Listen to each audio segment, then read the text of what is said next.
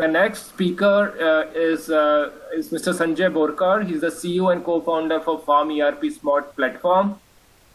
Again, a brief introduction. Sanjay has been digitizing agriculture since 2001 and is very passionate in his mission to transform Indian agriculture. He has tons of experience. He holds an engineering degree in computer science himself from University of Pune. His focus area are sustainability, climate resilience, traceability, and food safety. As Farm ERP works towards the sustainable development goals provided by UN of hunger and climate change. So with that introduction, I invite Sanjay to share his speech. Thank you, Hemendra. Thank you for this brief introduction. And the earlier speakers, what they have spoken, that also is very interesting. I would add something more to it.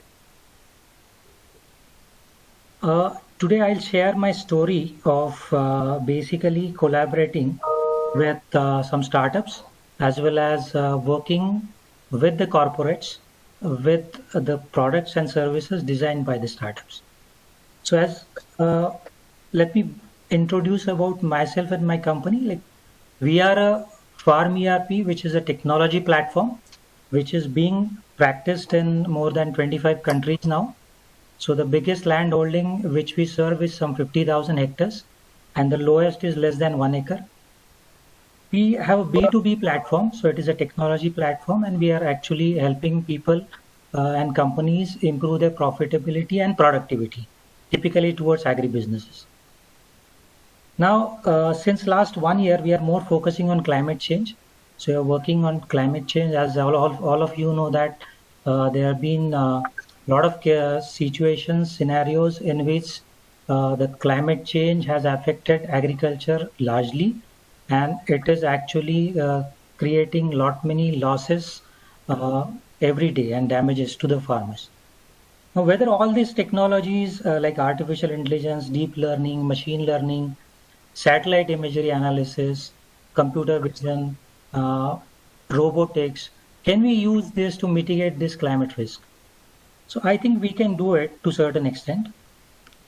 And my second question is whether we can make agriculture more predictable.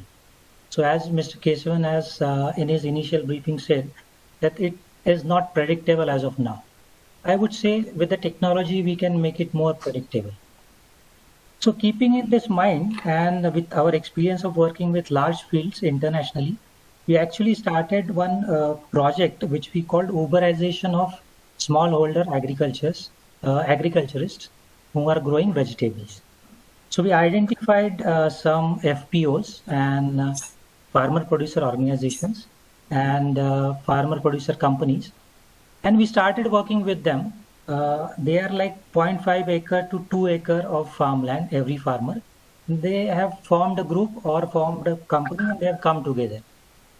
They are mainly focused on to vegetables, and we thought that working with vegetable growers would be a very good experience because it is short duration, and secondly, it requires a lot of precision. So we tried to Uberize their operations. So actually, some of them are organic, some of them are conventional growers. So we started actually right from geotagging their plots, giving them some package of practices and sending it through the mobile app or the SMS, and helping them grow some quality vegetables. During the process, we also pushed them climate smart advisory. So we have been working on AI powered advisory related to irrigation, nutrition, and pest and disease alerts outbreak. So we started pushing it to them. We also gave them a resource requirement for the entire season, so they could actually get the information in hand before they start their season. So we interacted with them pre-sowing to the sales.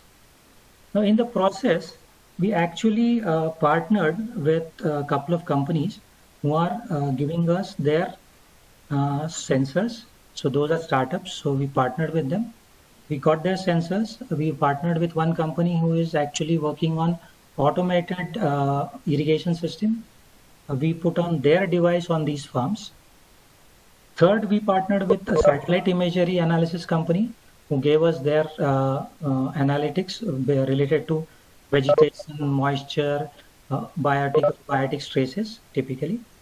So this helped us getting the best in the industry and integrate it with our platform and offer it to the farmers. So the ultimate result was they could save cost, they could save water, they could get quality vegetables because we also partnered with the buyers. So buyers are also agri startups. So those are not agri tech, but those are agri startups. So we partnered with a couple of buyers who have recently started their business of procuring from this farmers or FPOs and giving it to, let's say, Reliance Retail or Amazon, or to the retailers. Now, in the process, it actually helped us in Uberizing their operations, and the buyers could know what quality they are getting from the farmers, and farmers could really see. So, because we are using some image analysis, images which are captured, and it is again AI powered. Now, the whole impact is saving the cost, improving quality, improving productivity, getting better returns for the produce. And for us, we are getting the data, which is basically going to our models.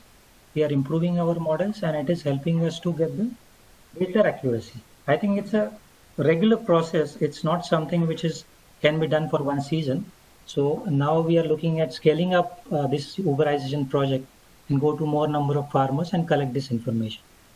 Now, just last two points I want to mention here is we are very happy partnering with the startups. So we are very much open to join hands with them and offer their technologies to the farmers or to the customers to whom we are working nationally and internationally.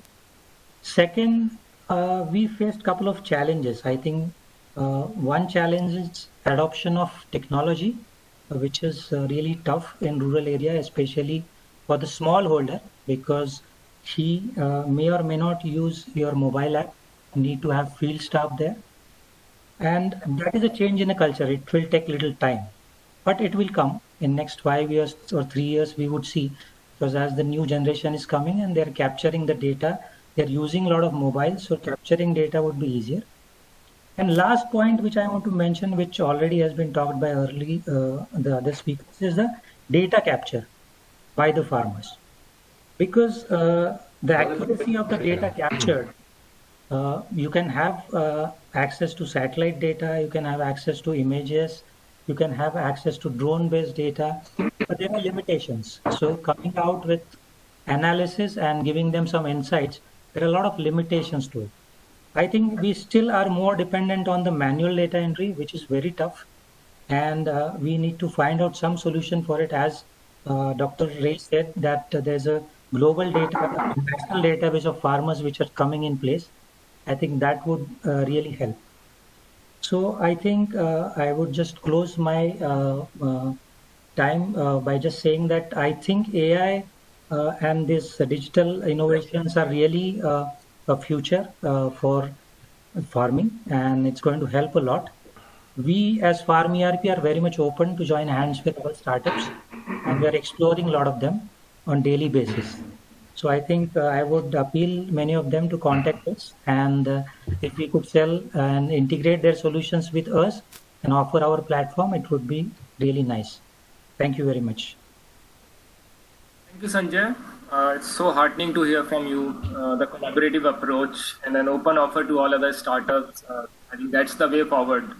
Yeah. A lot of clients are looking for full stack solution, but I don't think most startups have a full stack solution. So at least in the near to medium term, I see potential for a collaborative approach. Of course, each one of you has the potential to become full stack at some stage, but Exactly. in the market, you need to partner. I think that's a very good thought to have.